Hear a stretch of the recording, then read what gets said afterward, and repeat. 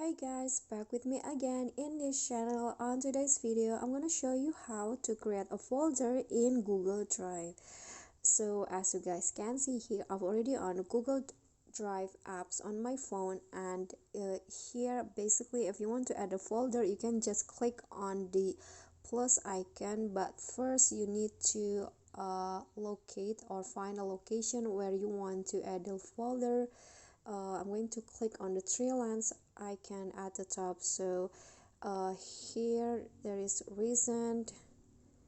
Nope, not this one. So I'm going to just click on files, and here is my drive. So I want to create the new folder in here. Just click on a plus icon, and here you'll find the folder option, and you can just type in the name of the folder, for example tutorial, like this, and then click on create, and let's find it, tutorial folder. Yep, this one's right here.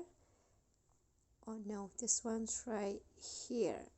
Yeah, you can just either upload files in here, or you can also add a new files in here and etc.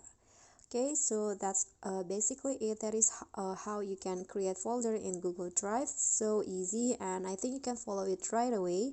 I hope this video is useful to you. Please don't forget to click on like, leave a comment, and subscribe. See you on the next videos. Bye.